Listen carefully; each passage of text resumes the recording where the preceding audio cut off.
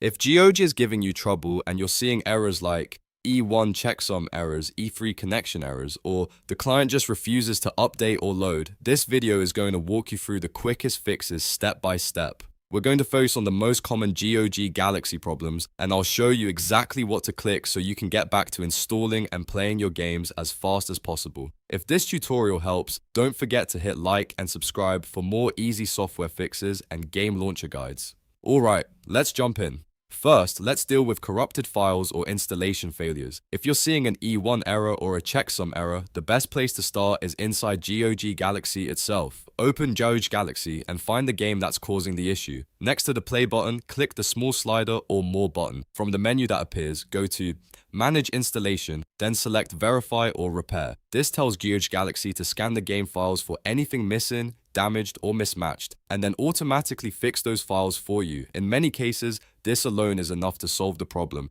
especially if the download was interrupted or the install didn't finish correctly. Now, while that process runs, it's a good idea to let it complete fully without closing the launcher.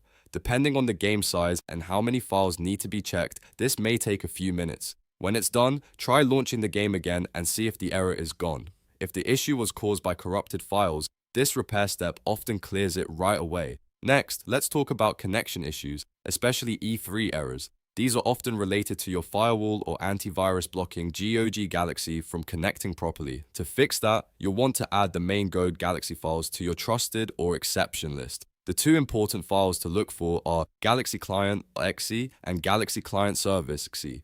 In your antivirus software, go to the Exceptions, Exclusions, or Trusted Apps section and make sure both of those files are allowed.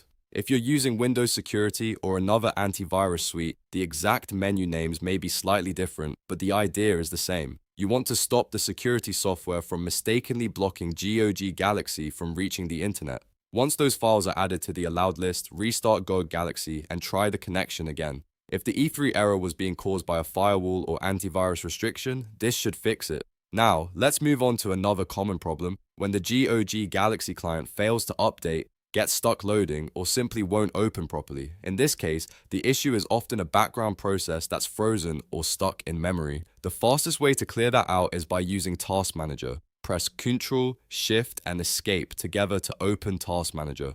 If you only see the simple view, click More Details so you can access the full process list. Then go to the Details tab. Look for any processes that start with GOG Galaxy. You may see more than one.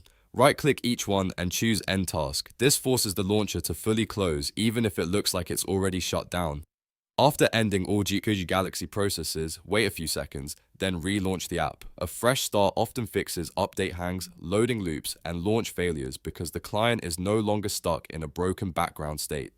If the update still won't work after that, restarting your computer can help clear out anything that's still interfering. Let's quickly recap the best order to try these fixes. If you have file errors like E1 or checksum issues, use Verify or Repair first. If you're getting E3 connection problems, check your firewall and antivirus exclusions for Galaxy Client.exe and Galaxy Client Service.exe. And if GOG Galaxy won't update or load at all, end the GOG Galaxy processes in Task Manager and reopen the client. These three steps solve a lot of the most frustrating GOG issues without needing complicated troubleshooting. The key is to match the fix to the error type because that saves time and usually gets you to the solution much faster. If one fix doesn't work, move on to the next one in the list and make sure you test the launcher after each step. I hope this helped you fix your GOG error and get your launcher working again.